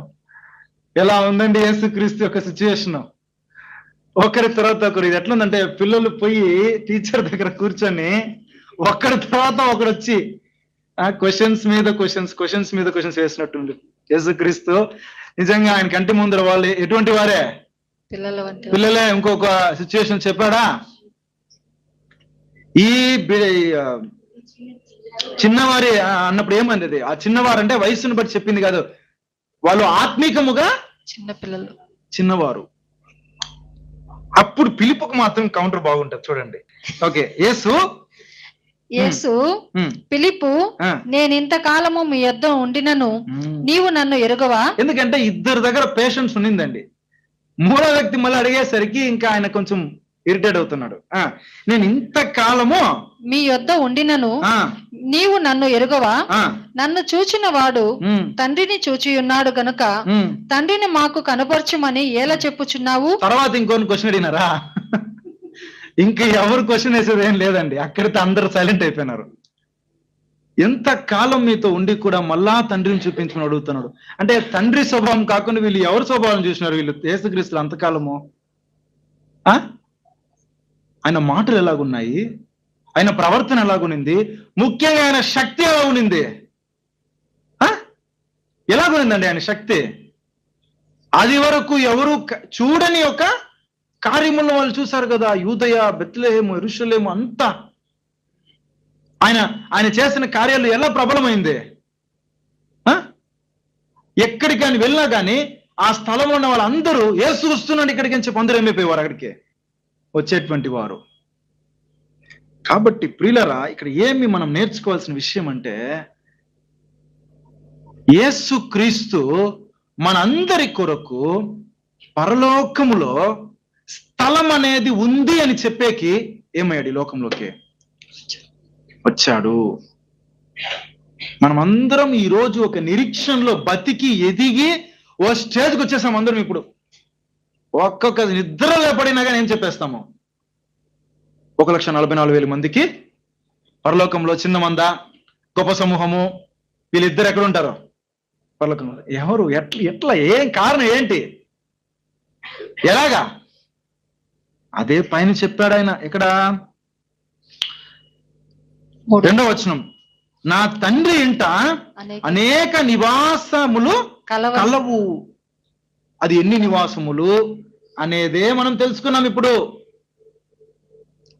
భూలోకంలో క్రీస్తు నమ్మిన అందరూ వెళ్ళిపోతారా? అన్లిమిటెడ్ నివాసములు ఉన్నాయి అక్కడ. ఏం చెప్పాడు అక్కడ? అనేక నివాసములు కలవు, లేని ఎడల మీతో చెప్పుదును. అట్లా లేకపోయి ఉంటే మేము చెప్పేస్తుంటాను. అయితే కాదు, అక్కడ ఏముంది? స్థలం అనేది ఉంది పరలోకంలో. నేను వెళ్ళి ఏమన్నది? మీకు స్థలం సిద్ధపరచ వెళ్ళుచున్నాను. ఇప్పుడు చూడండి, ఇప్పుడు యేసుక్రీస్తు ఒక విషయాన్ని సత్యం చెప్తున్నాడు. నేను ఇప్పుడు వెళ్ళబోతున్నాను. దేనికి వెళ్ళబోతున్నాను? నేను ఎప్పుడైనా ఇమాజిన్ చేసుకుంటున్నామా మనం అందరము?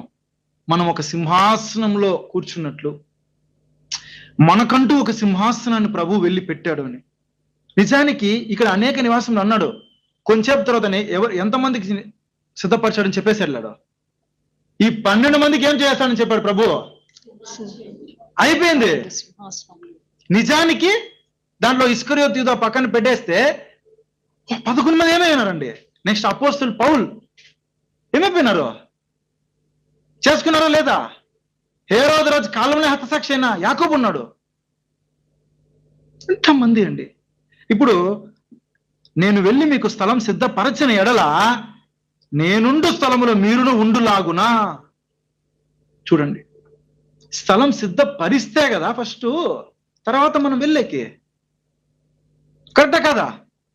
స్థలమే లేకపోతే ఎట్లా వెళ్తాం మనము? ఇప్పుడు ఇది దేవుని యొక్క ప్రణాళిక. దీన్ని ఎవరు చెప్పలేదు మనకి. అది వరకున్న ఏ ప్రవక్త, ఏ రాజులు, ఏ నాయకులు, ఏ న్యాయాధిపతులు మనకి చెప్పలేరు. అప్పుడు ఎవరు చెప్పగలుగుతారు? యేసే రావాలండి మనకి. యేసే రావాలి. అప్పుడేం చెప్తున్నాడు?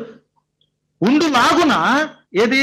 నేనుండు స్థలంలో మీరు ఉండులాగున మరలా వచ్చి నా యొద్ద నుండుటకు మిమ్మల్ని తీసుకొని పోదును. ఇప్పుడు ఇంకొక సత్యం ఏం చెప్తున్నాడంటే, మరలా ఏం చేస్తాడు యేసుక్రీస్తు లోకంలోకి వస్తాడు. సో ప్రియులారా, ఈ యొక్క నిరీక్షణను మనలో ఉంచడానికి యేసుక్రీస్తే మనకి ఎవరండి? యేసుక్రీస్తే మనకు దిక్కు.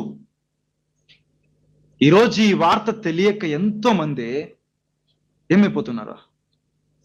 వాళ్ళ శక్తిని, వాళ్ళ యొక్క కష్టాన్ని, వారి ధనమును, ప్రయాసను. నేను అదే అన్నాను మా అమ్మ దగ్గరికి వెళ్ళి, ఎట్లమ్మా మీ మమ్మీ బాగా చదువుకునిందమ్మని అంటున్నాను. ఏం లేదు నాయనా అనింది. కానీ చాలా నిష్ఠగా ఉంటది. No verification. ఏది ఆరా తీయరు, ఏది విశ్వసించాలో ఏది విశ్వసించకూడదో కనిపెట్టరు. కానీ వాళ్ళందరూ ఇలా ఉండడానికి గల కారణం ఏమే? అపవాది యొక్క సాతాను ఏం చేస్తాడు? వారి యొక్క మనోనేత్రాన్ని గుడితనం చేసేస్తాడు. ఇది కాదురా నువ్వు చేసింది అని చెప్పడానికి యేసుక్రీస్తు ఏం చేశాడు? ఈ లోకానికి వచ్చాడండి. అందుకే యేసుని ఏం చేశాడు అపవాది? వెళ్ళి శోధించి అతన్ని ఎన్ని రకాలుగా శోధించి కింద పడవేస్తే ఇంకో యేసుక్రీస్తు లేదు పరలోకంలో. అది ఎవరికి తెలుసు? బాగా ఉన్న రెండు ప్రధాన దేవదూతలు. ఒకటి మనమైతే మనది వేరే రూట్ అనుకుని ఆయన ఏం చేశాడు? ఇంక మిగిలింది ఇతడొక్కడిని కానీ మనం ఏం చేస్తే ఇంకొకరు ఉంటాడు ఖాళీ కూర్చో ఉంటాడు, ఇంకేహో దేవుడు ఆయనకి ఇంకెవరు లేరులే అని ఆయన ప్రణాళికని చెరిపి వేయటకు ప్రయత్నించాడు. కానీ యేసు ఎలా జీవించాడండి? తనలో ఏమైనా పాపం ఉన్నదని మీలో ప్రచురించగలరు అన్నాడు. ఎవరు స్థాపించగలరు? ఎవరు చెప్పలేడు. ఎంతో శ్రమల పాలైనా కానీ ఆయన సత్యానికే సాక్షిగా బతికాడు. కారణం ఏంటంటే ఆయనే సత్యం. He is the divine reality. పరలోకానికి ఒక అడ్రస్ ఎవరండి? అది వరకు పరలోకం నుంచి దిగి వచ్చిన వాడును ఎక్కిపోయిన వాడును ఎవరు అంటే ఏది? దేవదూతలు వచ్చిపోయి ఉండొచ్చు, అది కాదు. మనుష్యుడిగా వాళ్ళు వస్తారండి. అది వాళ్ళ డ్యూటీ ఇస్తారు, వాళ్ళు వెళ్ళిపోతారు. ఇక్కడికి వచ్చి వెళ్ళిన వారు ఎవరు లేరండి. దేవదూతలంతా వచ్చి అది వాళ్ళు ఎంత సీక్రెట్గా వచ్చి వెళ్తారు తెలుసు కదా. వాళ్ళు ఎక్కడికో ఎవరితో మాత్రం వాళ్ళకి మాత్రం కనిపిస్తారు. ఇంకొకరు కనిపించే కాలం ఇది కాదు. బట్ యేసుక్రీస్తు ఎలా కనిపించాడు? సరే, మనుష్యుని రూపంలో మనుష్య కుమారుడుగా వచ్చాడండి. ఓకేనా? అట్లా వస్తేనే అందరూ ఏం చేయగలుగుతారు? ఇప్పుడు నమ్ముతారు అనేసి. ఓకేనా? అది అర్థం చేసుకోవాలి. ఇప్పుడు ఈ యేసుక్రీస్తు ఏం మనకు బయలుపరిచాడంటే, సర్వ మానవాళికి ఉన్నటువంటి విమోచన క్రయధనం అనేటువంటి దేవుని ప్రణాళికను, ఒక సత్యాన్ని మనకి సాక్ష్యం చెప్పి వెళ్ళాడు. పాపమునకు పరిహారము దేని వల్ల మాత్రమే దేవుడు పెట్టాడంటే నా మూలంగానే పెట్టాడు అనేటువంటి సత్యాన్ని కూడా యేసుక్రీస్తు ఏం చేశాడు? సాక్ష్యం చెప్పాడండి. ఓకేనా? నెక్స్ట్, పరలోకములో నివాస స్థలం అనేది కూడా ఒకటి ఉంది అనేది ఊరికి తెలియలేదు అంతవరకు. ఎందుకంటే ఫస్ట్ ఆయన ప్రత్యేకంగా వచ్చింది ఎవరి కోసం? ఫస్ట్ ప్రయారిటీ యూదులకి. యూదులు ఎదురు చూసింది ఎట్లా ఎదురు చూసినారు? మెస్సైనే. అబ్బా మాకు దేవుడు చెప్పాడు మెస్సై వస్తాడు, మెస్సై ఒక మార్గం తెరుస్తాడు, ఆ మార్గంలో అంతా మీ ప్రయాణం చేసి పరలోకానికి వెళ్ళాలని ఎదురు చూసినారు. అట్లా ఎదురు చూసినారా? అందరూ ఎదురు చూశారు. ఎట్లా ఎదురు చూశారు? అందుకే వాళ్ళకి హేరోదు రాజు నచ్చలేదు. యేసుక్రీస్తుని సిలువేయడానికి ఉపయోగించిన అది పక్కన పెట్టండి. వాళ్ళు ఇప్పటికీ దానికి ఎక్స్పెక్ట్ చేస్తున్నారు. మాకు కావాలి, మాకు ఒక రాజు వస్తాడు 2000 సంవత్సరాలు, ఇంకా 4000 సంవత్సరాలు ఉన్నా ఎవరు రారు ఇంకా. అలానే ఉన్నారండి. కారణం యేసు సత్యాన్ని సాక్ష్యం చెప్తా ఉంటే వాళ్ళు ఏం చేయలేదు, దానికి చెవిన పెట్టలేదండి. కనుక ప్లేస్ అనేది యేసు చెప్తేనే మనకు తెలుస్తుందండి. ఇన్ఫాక్ట్ ప్రభు వెళ్ళిపోయిన తర్వాత కూడా ఆయన అనుకున్నదిదా పరిశుద్ధాత్మ కూడా ఏం చేస్తుంది అన్నాడు? ఆయన మీకు మిమ్మల్ని సర్వసత్యంలోనికి నడిపించనన్నాడా? చదవండి ఒకసారి యోహాను సువార్త 16వ అధ్యాయం 7 నుంచి. యోహాను 16:7. అయితే నేను మీతో సత్యము చెప్పుచున్నాను, నేను వెళ్ళిపోవటం వలన మీకు ప్రయోజనకరము. నేను వెళ్ళని ఎడల ఆదరణకర్త మీ యొద్దకు రాడు, నేను వెళ్ళిన ఎడల ఆయనను మీ యొద్దకు పంపుదును. కంటిన్యూ చేయండి. ఆయన వచ్చి పాపమును గూర్చియు నీతిని గూర్చియు తీర్పును గూర్చియు లోకమును ఒప్పుకొనజేయును. లోకులు నా యందు విశ్వాసం ఉంచలేదు గనుక పాపమును గూర్చియు నేను తండ్రి యొద్దకు వెళ్ళుట వలన మీరిక నన్ను చూడరు గనుక నీతిని గూర్చియు ఈ లోకాధికారి తీర్పు పొంది ఉన్నాడు గనుక తీర్పును గూర్చియు ఒప్పుకొనజేయును. ఒక నిమిషం వినండి, బాగా ఎంత ఇంపార్టెంట్ విషయం ఉందండి ఇక్కడ. ఇప్పుడు నేను వెళ్ళిపోతాను, అయితే నెక్స్ట్ ఎవరిని పంపిస్తారు? యేసుక్రీస్తు ఆదరణకర్తను, పరిశుద్ధాత్మ వచ్చి పాపమును గూర్చి, మొదటిది ఏమండి? పాపమును గూర్చి, నెక్స్ట్ నీతిని గూర్చి, తీర్పును గూర్చి లోకమును ఒప్పుకొన చేయును. ఇప్పుడు ఇదంతా కూడా ఏంది? సత్యం. ఇదన్నీ సత్యము. ఎందుకంటే యేసుక్రీస్తు ఉన్నది చాలా చిన్న కాలం, 3.5 సంవత్సరమే. అయితే ఆయనకి ఇవ్వబడిన పని కోసం ఆయన ఉంటాడు, కానీ ఆ మిగతా చేయవలసిన అన్నిటినీ దేవుడు అలాగే ఏం చేస్తున్నాడు? కొనసాగిస్తూనే ఉన్నాడు. దేని మూలంగా? అపోస్తుల మూలంగా వారికి ఏమి అనుగ్రహించి బయలుపరుస్తున్నాడు అపోస్తుల కంటే? పరిశుద్ధాత్మను. ఇప్పుడు మీరు కంటిన్యూ చేస్తే, నేను 12వ వచనంలో నేను మీతో చెప్పవలసినవి ఇంకను అనేక సంగతులు కలవు గాని, అంటే అది అర్థం చేసుకోవాలి. ఇంకా ఉన్నాయి, ప్రభు చెప్పవలసినటువంటి విషయాలు ఇంకా చాలా పెండింగ్ లో ఉన్నాయండి, కానీ ఇప్పుడు మీరు వాటిని సహింపలేరు. అయితే ఆయన ఎవరండి? పరిశుద్ధాత్మ అనగా సత్య స్వరూపి అయిన ఆత్మ వచ్చినప్పుడు మిమ్మును సర్వసత్యములోనికి నడిపించును. ఆయన తనంతట తానే ఏమీ బోధింపక, అది అర్థం చేసుకోవాలి. అప్పుడు ప్రభు చెప్తున్నాడు, ఆయన తనంతట తాను ఏమీ బోధింపక వేటిని వినునో వాటిని బోధించి సంభవింపబోవు సంగతులను మీకు తెలియజేయను. ఇప్పుడు ఇది ఇంకొక సత్యం. ఏది? సంభవింపబోవు సంగతులు ఏ రోజన్నా మనకు తెలుస్తుందా? తెలుస్తుందా? అయితే సంభవింపబోవు సంగతులను మనకు చెప్పినటువంటి అపోస్తలులకు బయలుపరిచింది ఎవరు? ఐ మీన్ ఏది? పరిశుద్ధాత్మ. ఓకేనా? అట్ ద సేమ్ టైం ఆయన నా వాటిలోనివి తీసుకొని మీకు తెలియజేయును గనుక నన్ను మహిమపరచును. తండ్రికి కలిగినవన్నీ నావి, అందుచేత ఆయన నా వాటిలోనివి తీసుకొని మీకు తెలియజేయును నేను చెప్పి తిని. ఏదంటే అది కాదు, నేను లేదంతే, మీకు అంతే. కానీ నేను ఏమేమైతే ఇంకా పెండింగ్ లో పెట్టినానో అన్ని మరలా మీకు ఏమవుతుంది? ఏది? సంభవింపబోవు సంగతులు. ఇంత ఒక ఉన్నతమైన విషయం ప్రియులారా ఇవన్నీ కూడా. భవిష్యత్ జ్ఞానం ఈ రోజు ఇక్కడ కూర్చున్న మనకు అందరికీ దేవుడు ఇచ్చాడండి. భవిష్యత్ జ్ఞానం తెలిసింది కాబట్టే ఒక నిరీక్షణలో కూర్చొని ఉన్నాం. ఇంకా ఇక్కడ నిరీక్షణ లేని ఇతరుల వలె మనం ఉండట్లేదు, పౌలు చెప్పినట్టు.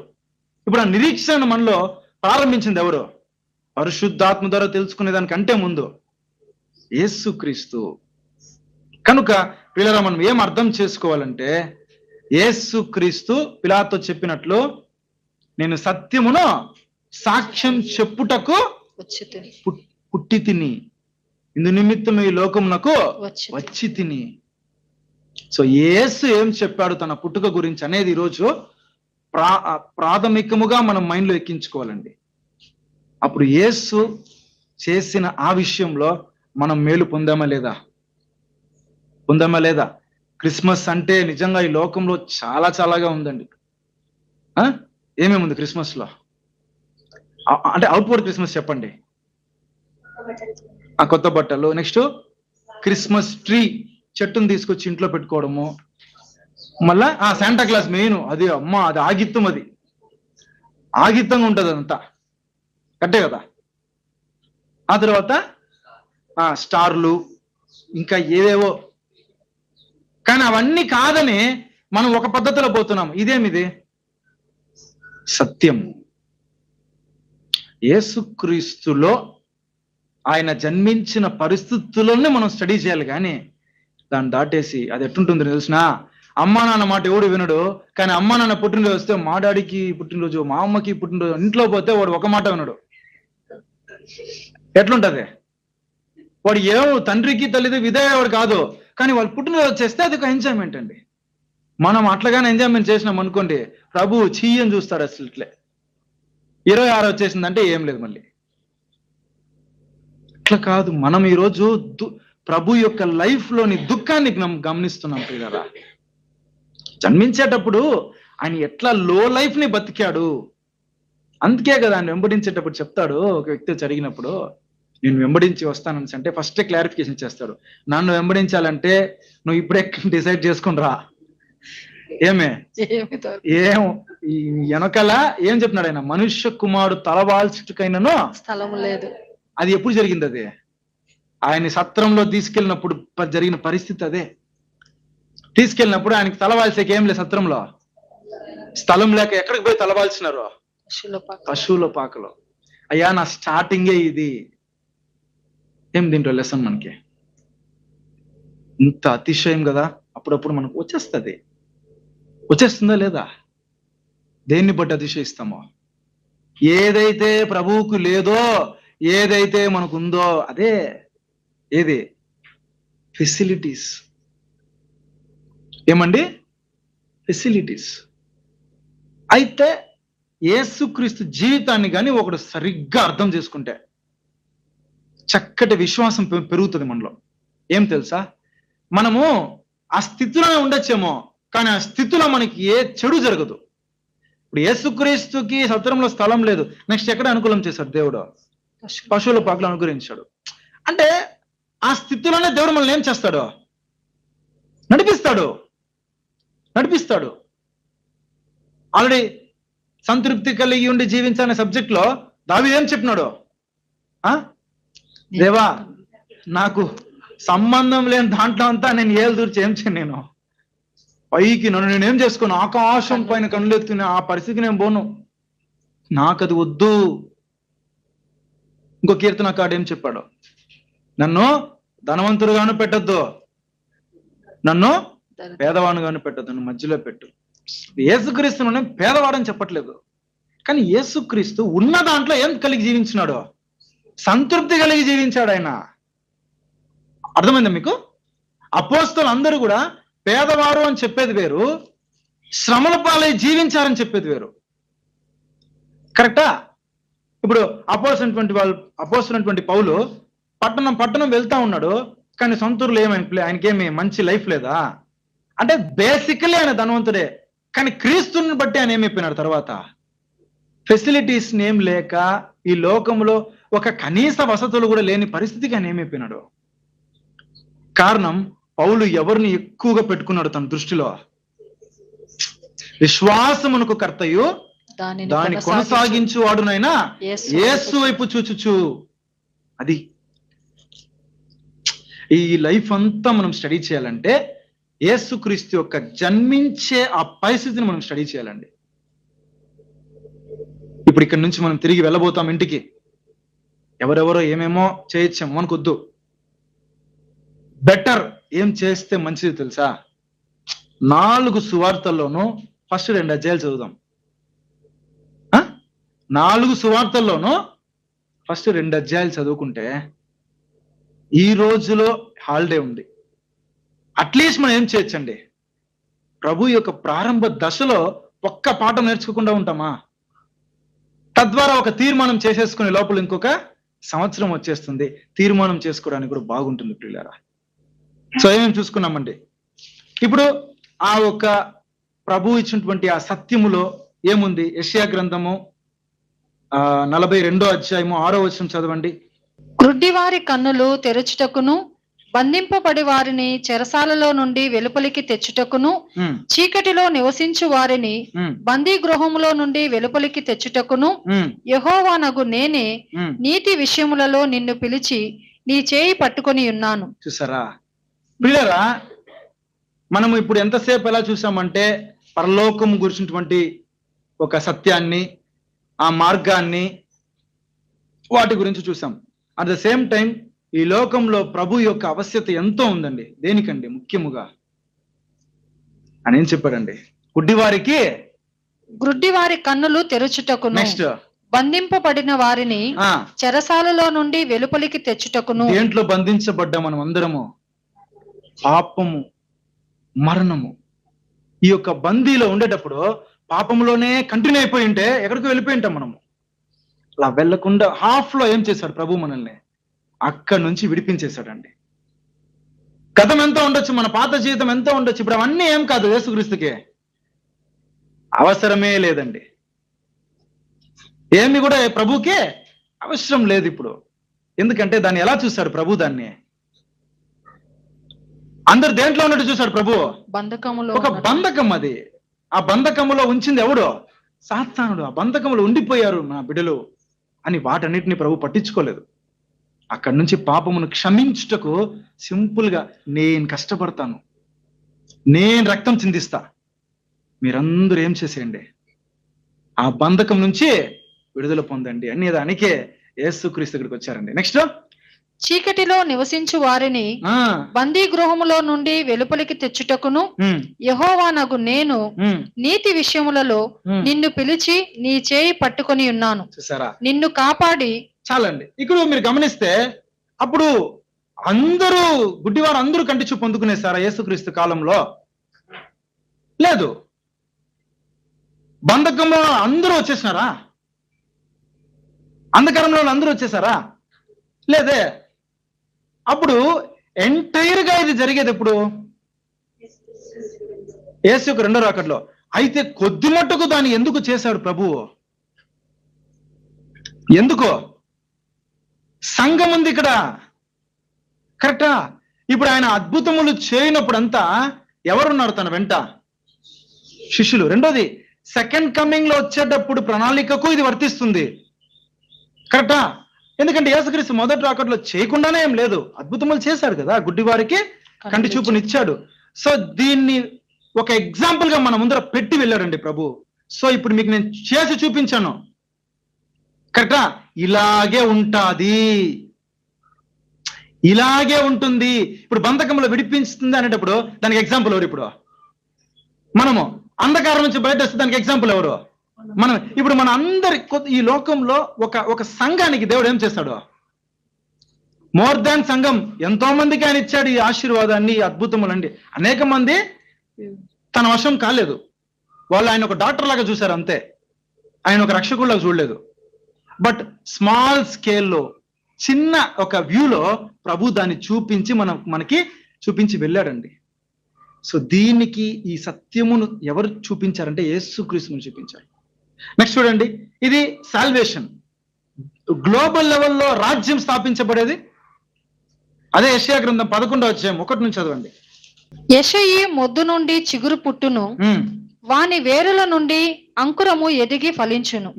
యెహోవా ఆత్మ జ్ఞాన వివేకులకు ఆధారమగు ఆత్మ, ఆలోచన బలములకు ఆధారమగు ఆత్మ, తెలివిని యెహోవా ఎడల భయభక్తులను పుట్టించు ఆత్మ అతని మీద నిలుచును. యెహోవా భయము అతనికి ఇంపైన సువాసనగా ఉండును. కంటి చూపును బట్టి అతడు తీర్పు తీర్చడు, తాను విను దానిని బట్టి విమర్శ చేయడు. నీతిని బట్టి బీదలకు తీర్పు తీర్చును. భూ నివాసులలో దీనులైన వారికి యథార్థముగా విమర్శ చేయును. తన వాగ్దండము చేత లోకమును కొట్టును. తన పెదవుల ఊపిరి చేత దుష్టులను చంపును. అతని నడుమునకు నీతియు అతని తుంట్లకు సత్యమును నడికట్టుగా ఉండును. తోడేలు గొర్రెపిల్ల యొద్ద వాసము చేయును. చిరుతపులి మేక పిల్ల యొద్ద పండుకొనును. దూడయు కొదమ సింహమును పెంచబడిన కోడెయు కూడుకొనగా బాలుడు వాటిని తోలును. చూడండి ప్రియులారా, ఇవన్నీ కూడా ఎప్పుడు జరుగుతుందండి? దేవుని రాజ్యంలో జరుగుతుంది. ఇవన్నీ కూడా ఏమని సత్యం చెప్తున్నాడంటే ప్రభు, ఇవన్నీ కూడా మొదట్లో మనం చెప్పాం చూడండి, ఒక రిలేటివ్ ట్రూత్ కాదు ఇది. నీకొక సత్యం, నాకొక సత్యం, అట్లా కాదు. ఇదే సత్యం. ఇది గ్లోబల్ లెవెల్లో ఉన్న కింగ్డమ్, ఇది గ్లోబల్ లెవెల్లో ఉన్న సాల్వేషన్ ఇచ్చే నేను ఇవ్వబోయేది. దేవుని రాజ్యం కొందరికేనా? అందరికీ. యేసు మూలంగా రక్షణ కొందరికేనా? అందరికీ. ఇప్పుడు ఈ సత్యం ఎవరు చెప్పారు మనకి? యేసుక్రీస్తు. ఇది ఆల్రెడీ ప్రవచనంలో చెప్పబడింది ప్రియులారా. ఎంత చక్కగా ఉందండి. భూ నివాసులలో దీనులైన వారికి యథార్థముగా విమర్శ చేయును. కనుక యేసు వెల్లడి చేసినటువంటి సత్యములో అన్ని రకాలుగా కూడా ప్రభు మనల్ని ఏం చేశాడండి? స్తంభం, సత్యాన్నే ఒక పునాదిగా పెట్టి, సత్యాన్నే స్తంభముగా పెట్టి దాంట్లో మనల్ని ఏం చేయగలిగాడు? ఈ రోజు ఇక్కడ సత్యములో దేవుడు మనం కూర్చొని పెట్టాడండి ప్రభు మూలముగానే. కనుక ఆయన జన్మించకపోతే ఇప్పుడు మన చదువును ఏవి లేవు. ఎందుకంటే అన్నింటినీ దేవుడు ఎవరి ద్వారా నెరవేరుస్తాననే చెప్పాడు, యేసుక్రీస్తు ద్వారా మాత్రమే నెరవేరుస్తానన్నాడండి. కనుక ప్రియులారా, మనం ధ్యానించుకున్నట్లుగా ఈరోజు మాత్రం కాకుండా ఈ ఒక్క ముఖ్యమైనటువంటి యొక్క సత్యమునకు యేసు ఎంత మూలమో ఆయన అనుసరించి మనం జీవించలాగున తండ్రి అయిన దేవుడు మనకు సహాయం చేయను గాక. ఇంతవరకు ఓపికతో మీకు అందరికీ ప్రభువైన యేసుక్రీస్తు నామమున వందనం తెలియజేస్తూ ముగిస్తున్నాను.